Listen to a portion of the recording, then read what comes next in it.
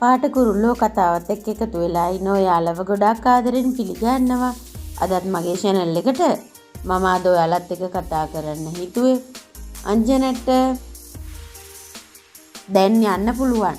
ඉතින් වීඩියෝ එකට යන්න කලින් මම ඔයාලගෙන් පුංචි ඉල්ලීමක් කරනවා මගේ channel එක මුලින්ම subscribe කරලා එකතු වෙන්න කියලා. ඒ වගේම like කරන්න, comment කරන්න, තවත් නොදන්න යාළුවෙකුට දැනගන්න share කරන්න කියලා ආදරෙන් ඉල්ලනවා. ඉතින් මේ අංජන හැමදාම අමාරුවේ වැටුනේ එයාගේ දේවල් වෙනුවෙන්ම නෙමෙයි. ඉතින් එයා කරන්නේ ඇත්තටම කෙවින් බොස්ට තියෙන ආදරයේ හින්දා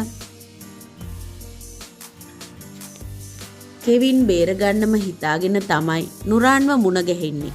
ඉතින් මේ හැමදේම කරන්නේ නුරාන්ගෙන් වෙන කරදර හොඳාකාරවම අංජන දන්න හින්දා කෙවින්ව බේරගන්න වෙන කරන්න දෙයක් නැති හින්දා.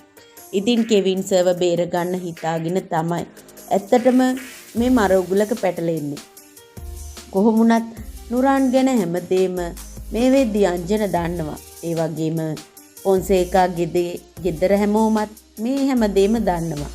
ඉතින් ගොඩක්ම කලබල වෙනවා කෙවින්, ඒ වගේම තාත්තා, නිම්නාවි, ඒ වගේම අම්මා මේ හැමෝම ඇත්තටම අංජනට ගොඩක් ආදරෙයි. මොකද එයා බොහොම අහිංසක කෙනෙක් බව මේ හැමෝම දන්නවා. ඒ වගේම නුරාන් තමයි මේ කරදරවල හිතාමතාම අංජනව පටලවන්නේ කියලත් මේ වෙද්දි හොඳටම මේ අය දන්නවා.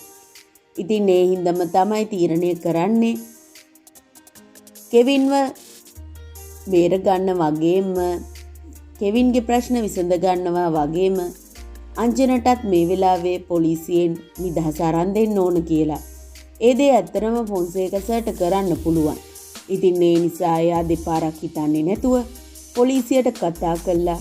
එයාගේ දන්න කියන කන්ටැක්ට්ස් පාවිච්චි කළා අනිවාර්යෙන් අංජනට නිදහස අරගෙන දෙනවා.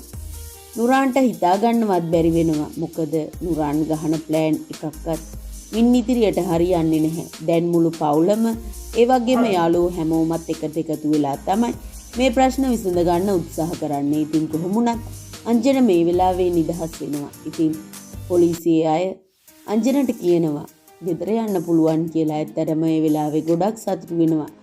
එයා දන්නවා එයා බේරගත්තේ ෆොන්සේකා සර් කියලා. ඒ වගේම කෙවින් බොස්ටත් ස්තුති කරනවා මේ කරදර වලින් එයාව බේරගත්තාට. ඉතින් ඒ වගේම මොන දේ කරලවක්වත් වැරදි හංගන්න බැහැනි.